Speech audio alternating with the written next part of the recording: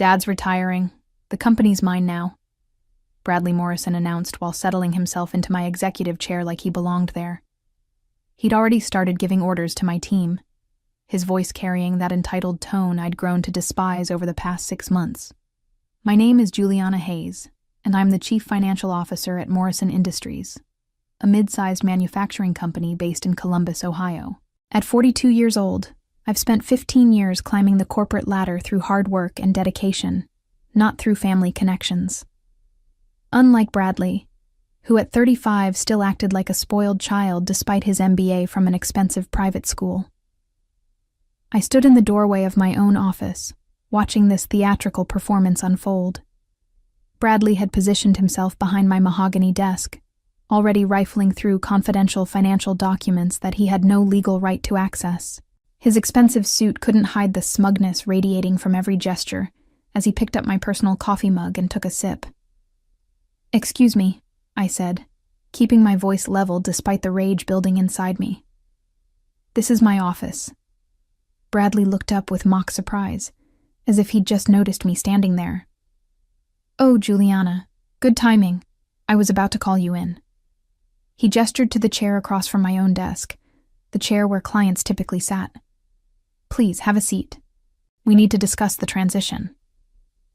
The audacity was breathtaking. I'd been expecting something like this ever since Mr. Morrison's health scare 3 months ago, but seeing it happen still felt surreal. Bradley had been circling the company like a vulture, making increasingly bold moves to position himself as the heir apparent. The board meetings where he'd started showing up uninvited, the casual comments about family legacy, and the way he'd begun introducing himself to new clients as the future CEO. "Bradley," I said calmly, "your father hasn't made any official announcements about retirement. The board hasn't voted on succession planning. You can't just..." "Can't I?" He leaned back in my chair, fingers steepled like some corporate mastermind from a bad movie. "Look around, Juliana. This is a family business. Has been for 30 years. When Dad steps down, it goes to family. That's how these things work." Behind him, I could see my financial team through the glass walls, their faces a mixture of confusion and concern. Bradley had already started barking orders at them when I'd stepped out for my morning meeting with the auditors. Jennifer, my senior analyst, caught my eye and mouthed, "What do we do?" I gave her a subtle shake of my head, signaling her to stay calm.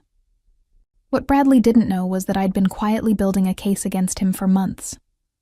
Those late nights he assumed I was working on quarterly reports. I'd been documenting his financial irregularities instead. The suspicious transactions, the shell companies, the missing funds.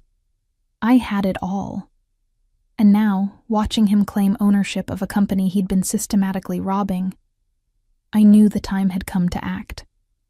My journey at Morrison Industries began 15 years ago when I started as a junior accountant fresh out of Ohio State. Mr. Morrison himself had hired me, impressed by my attention to detail and my genuine passion for financial analysis. Back then, the company was smaller, more personal. Everyone knew everyone, and there was a real sense of family among the employees. Mr. Morrison treated me like a daughter, mentoring me through complex deals and trusting me with increasingly important responsibilities. When the previous CFO retired 5 years ago, he didn't hesitate to promote me over several external candidates with more experience. "Juliana understands this company's heart," he'd told the board. "She'll protect what we've built here." I took that responsibility seriously. Morrison Industries manufactured specialized industrial equipment, and our reputation for quality and reliability had taken decades to build. Our clients trusted us with multi-million-dollar projects, and I made sure every financial decision reflected our commitment to excellence. Bradley's relationship with the company had always been complicated. As the only son, everyone assumed he'd eventually take over, but Mr. Morrison had been reluctant to hand him real responsibility. Bradley would show up sporadically, fresh from another failed venture or extended European vacation, expecting to be given a corner office and an executive salary. His father would find him some project to work on, usually something isolated from core operations. The first red flags appeared about 8 months ago. I noticed unusual wire transfers. Modest amounts at first, maybe $10,000 or $15,000 going to vendors I didn't recognize. When I asked Bradley about them, since they were processed through his departmental budget, he'd wave me off with vague explanations about new supplier relationships and market research initiatives. But the amounts kept growing. 20,000 here, 30,000 there. The vendor names were generic, things like Midwest Business Solutions and Industrial Consulting Group. When I tried to verify these companies online, I found bare-bones websites with stock photos and minimal contact information. Classic shell companies. I started keeping detailed records, screenshots of wire transfers, copies of purchase orders, documentation of every suspicious transaction. I even hired a private investigator to trace some of the shell companies, and what I found made my blood run cold. They all traced back to Bradley through a web of limited liability companies and business partnerships. He was stealing from his own father's company. The monthly theft had escalated to over $200,000 by the time Mr. Morrison had his heart attack 3 months ago. While his father was in the hospital fighting for his life, Bradley was systematically draining the company's accounts. The man who claimed to love this business was destroying it from the inside. I'd been waiting for the right moment to expose him, gathering evidence and building an airtight case. I needed Bradley to make a move that would clearly demonstrate his intent to defraud the company on a larger scale. His announcement today, his assumption of control without proper authority, this was exactly what I'd been waiting for. Now, watching him rifle through confidential documents while making plans to restructure his company, I felt a cold satisfaction. Bradley had just handed me everything I needed to destroy him completely. The crucial setback came when Bradley called an impromptu meeting with my entire financial team.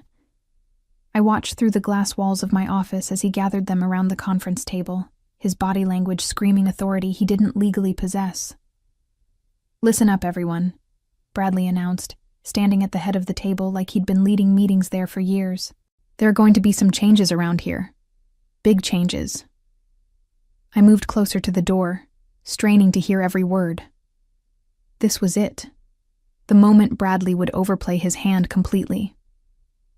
"First thing," he continued, pulling out a leather portfolio that looked more expensive than most people's monthly salary. "We're restructuring the entire finance department. Juliana's been too conservative with our investments, too cautious with our growth strategy. We're leaving money on the table." Jennifer, my senior analyst who'd been with the company for 7 years, raised her hand tentatively. "Bradley, shouldn't we wait for your father's official announcement? And shouldn't Juliana be part of this conversation?" Bradley's expression darkened. "My father is stepping down for health reasons. The transition is happening whether Juliana likes it or not. And frankly, her resistance to change has been holding this company back for too long." The lies flowed so smoothly, I almost admired his confidence. Almost. "Second," he continued, "we're implementing new vendor relationships immediately. I've identified several consulting firms that can help us modernize our operations. We'll be moving significant funds to accelerate these partnerships." I felt my heart rate spike. He wasn't just claiming control. He was planning to expand his theft operation under the guise of corporate restructuring. The monthly $200,000 was apparently not enough for Bradley's lifestyle. "Tom," he pointed to our accounts payable manager, "I need you to process these authorizations today." He slid a stack of documents across the table. "Priority transfers, $700,000 to start." $700,000 in a single day. The scope of his greed was breathtaking. Tom looked uncomfortable, glancing toward my office. "Bradley, these amounts require CFO approval. Company policy states that any transfer over $50,000 needs Juliana's signature and board notification." "Not anymore," Bradley snapped. "Policy is changing. I'm authorizing these transfers under emergency executive powers during the leadership transition." Emergency executive powers. The phrase would have been laughable if it weren't so terrifying. Bradley was inventing authority that didn't exist, betting that people's respect for the Morrison name would override their adherence to proper procedures. But he'd made a critical mistake. Everything he'd just said was being recorded by the conference room's standard recording system, a system I'd discreetly activated when I saw him gathering my team. His claims of authority, his plans to move $700,000 to shell companies, his dismissal of board oversight, it was all being documented in real time. I stepped back into my office and quietly began packing my personal belongings. I'd heard enough. Bradley had just confessed to planning the largest single theft in company history, and he'd done it in front of witnesses while being recorded. The trap he'd been setting for himself over the past 8 months had finally snapped shut. I moved with deliberate calm, placing my personal items into a cardboard box while Bradley continued his hostile takeover in the conference room. My framed photo with Mr. Morrison at last year's company picnic, my Ohio State coffee mug, the small cactus plant that had survived 5 years of office fluorescent lighting. Each item went into the box with careful precision. The symbolism wasn't lost on me. Bradley thought he was watching me admit defeat, packing up in surrender while he claimed his birthright. He had no idea I was loading ammunition. Through the glass wall, I could see him growing more animated, more confident with each passing minute. He'd moved to the whiteboard now, sketching out organizational charts that put him at the top of every decision-making process. My team looked increasingly uncomfortable, but they were trapped between loyalty to me and fear of antagonizing the boss's son. "The beauty of family business," Bradley was saying, his voice carrying clearly through the thin walls, "is that we can move fast. No endless committee meetings, no bureaucratic red tape. When I see an opportunity, we take it. That's how we're going to dominate this market." I pulled out my laptop and began the process I'd been preparing for months. First, I accessed my secure drive where I'd been storing evidence. Bank records showing the progression of fraudulent transfers from $15,000 8 months ago to $200,000 monthly now. Screenshots of shell company websites. Corporate registration documents revealing Bradley as the beneficial owner of multiple fake vendors. Email trails where he'd authorized payments to companies that existed only on paper. But the crown jewel was the forensic analysis I'd commissioned 3 weeks ago. I'd hired Rebecca Cross, one of the most respected financial investigators in Ohio, to trace Bradley's money trail. Her report was devastating. A 40-page document that laid out the entire embezzlement scheme with mathematical precision. Bradley had stolen $2.4 million over 8 months. The methodology was actually quite sophisticated for someone I'd always considered more spoiled than smart. He'd created a network of 5 shell companies, each with professional-looking websites and registered business addresses that led to mail forwarding services. The companies had names that sounded legitimate. Industrial Solutions Group, Midwest Manufacturing Consultants, Professional Services Alliance. He'd even filed proper tax documents for them, maintaining the illusion of legitimate business operations. The stolen money flowed through multiple bank accounts before ultimately landing in Bradley's personal accounts or being used to fund his lifestyle. The private investigator had documented expensive cars, luxury vacations, and a downtown penthouse apartment that Bradley's official salary couldn't possibly support. What made the scheme particularly damaging was its impact on Morrison Industries' financial health. The company had been struggling with cash flow issues for months, leading to delayed vendor payments and canceled expansion plans. Mr. Morrison had been worried about competitive pressures and market changes, never suspecting that his own son was bleeding the company dry. I drafted an email to the board of directors, attaching Rebecca's forensic report along with my own supplementary evidence. Every transaction, every forged signature, every fabricated invoice was documented with timestamps and supporting materials. I'd even included Bradley's recorded statements from today's meeting, where he'd explicitly planned to steal $700,000 more. The email was addressed to all 7 board members, including the independent directors who had no personal relationship with the Morrison family. I knew they would have to act swiftly once they saw the evidence. The company's survival depended on immediate intervention, but I didn't send it yet. I wanted Bradley to feel completely secure in his victory before I destroyed him. Through the conference room wall, I could see him wrapping up his presentation. My team members were nodding politely, but their body language screamed discomfort. They'd worked for me for years, trusted my leadership, and now they were being told to abandon established procedures by someone who'd never demonstrated any real business competence. "Questions?" Bradley asked, looking around the table with the confidence of someone who expected none. Jennifer raised her hand again. "What about the board approval for these transfers? Even with executive authority, don't we need—" "The board will rubber stamp whatever I recommend," Bradley cut her off. "This is still a family business, Jennifer. The Morrison name carries weight that supersedes bureaucratic formalities." Perfect. He was doubling down on his illegal authority claims, making it clear that he intended to bypass all oversight. I added this exchange to my notes, building an even stronger case for criminal charges.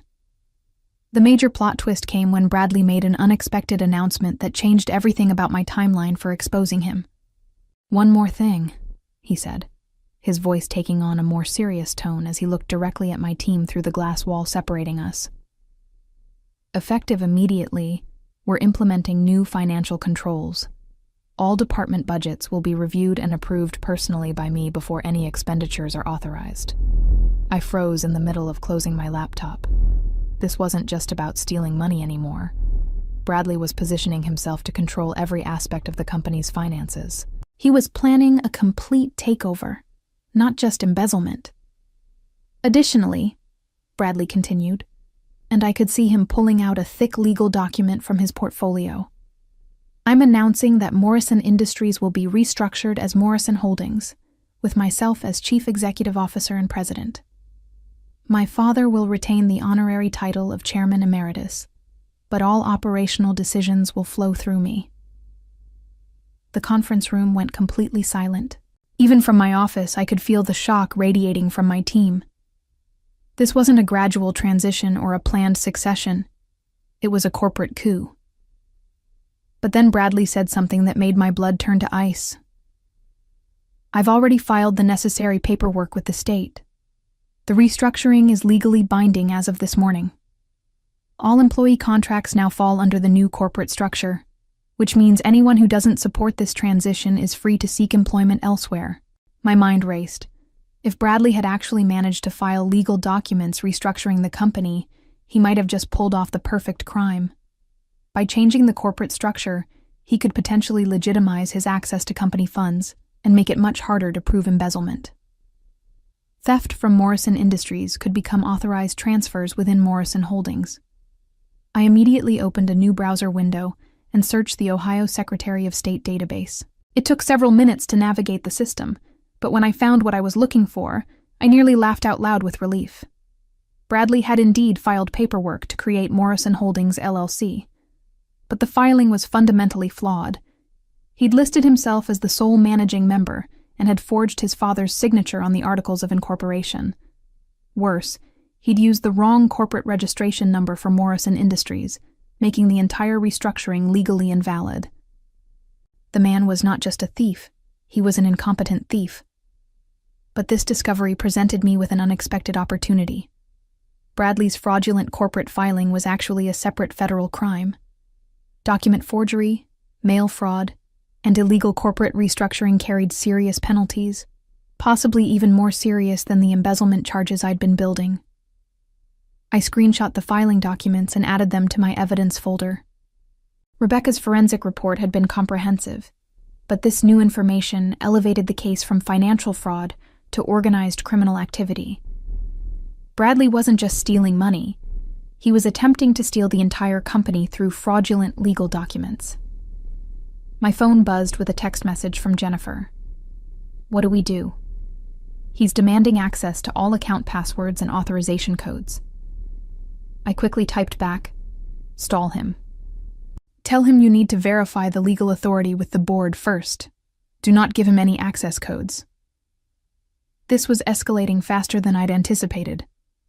Bradley's desperation was showing.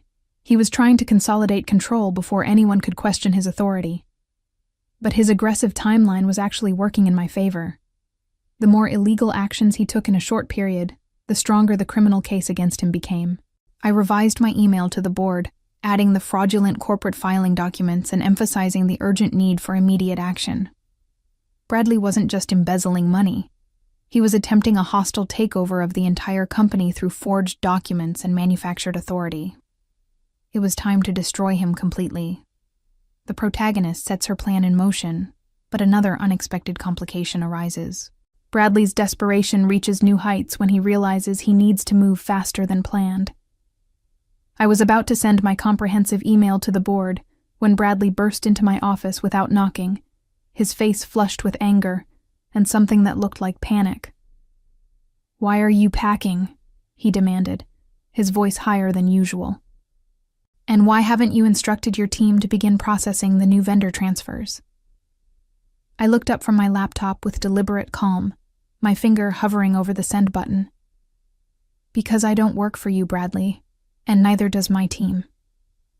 His eyes narrowed as he took in the scene. My packed box, my closed laptop, my complete lack of deference to his assumed authority. For the first time since walking into my office, Bradley seemed to realize that I wasn't playing along with his fantasy.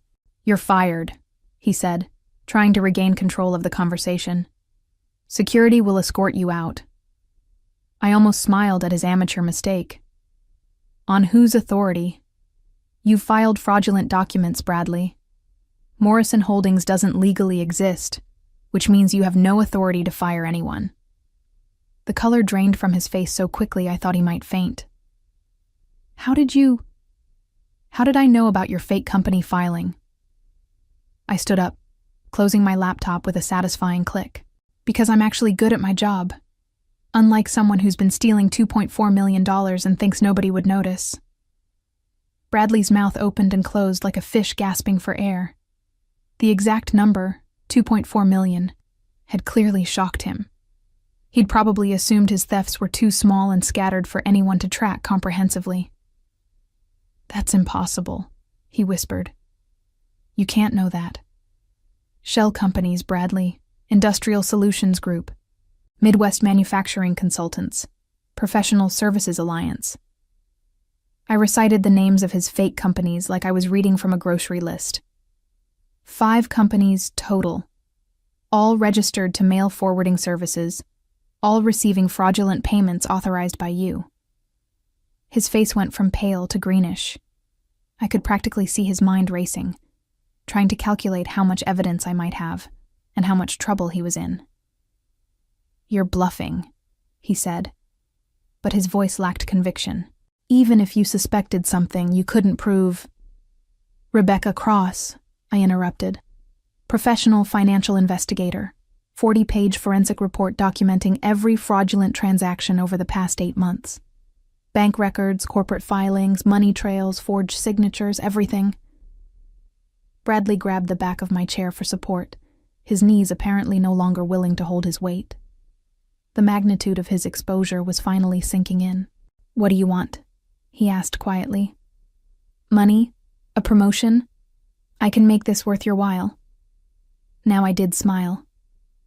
"What I want, Bradley, is justice and accountability, and for you to face the consequences of stealing from a company your father spent 30 years building." "You don't understand," he said desperately. "If this comes out, it destroys everything.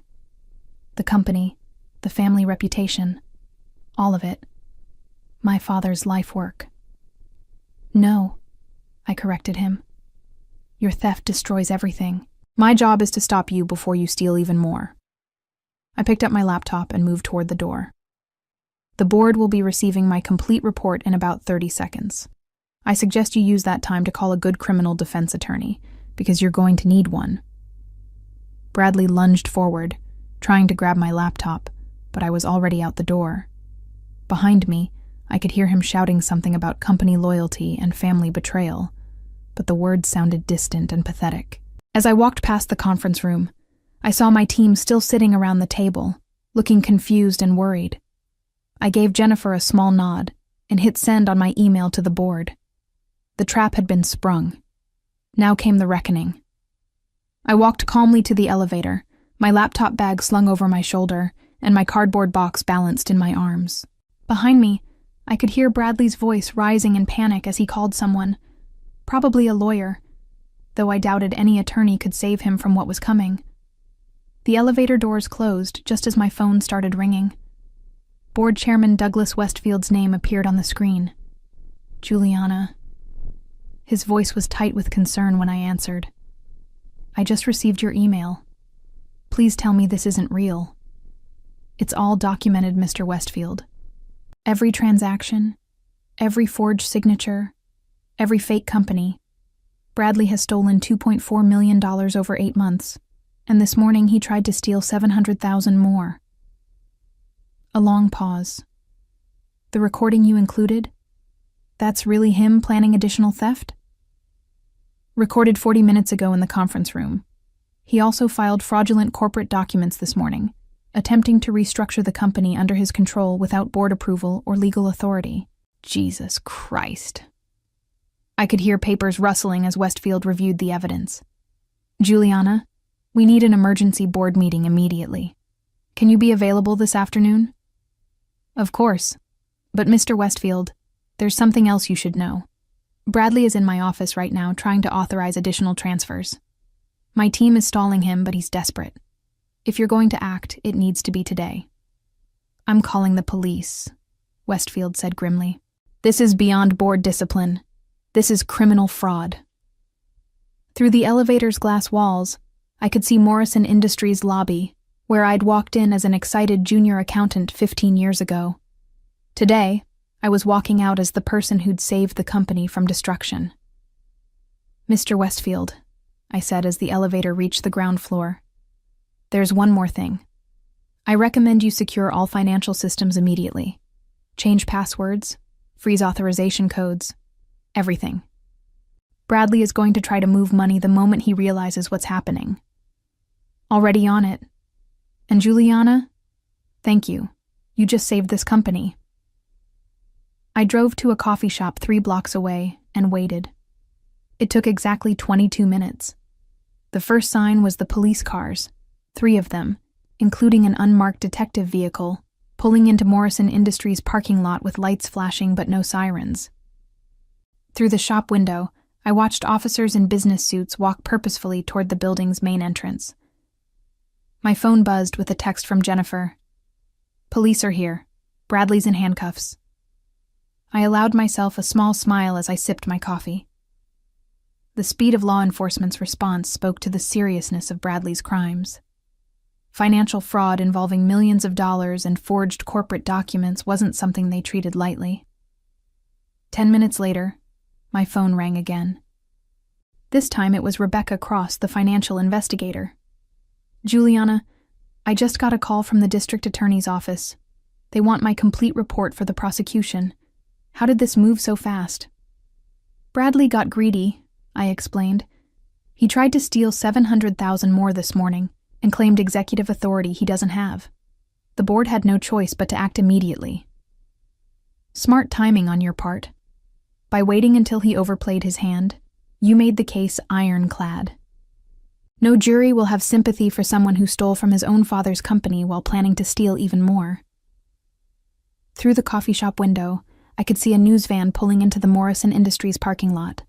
Word was already spreading about the arrest of a prominent local businessman's son for embezzlement and fraud.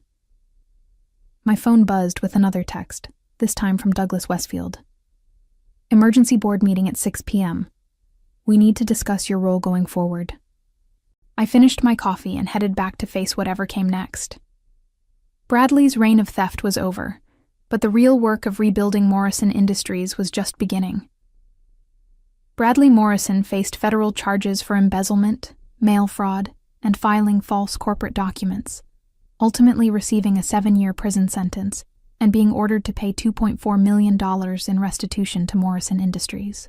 His criminal conviction destroyed any possibility of inheriting or participating in the family business, while the media coverage of his systematic theft from his own father's company made him unemployable in any position requiring financial responsibility or trust.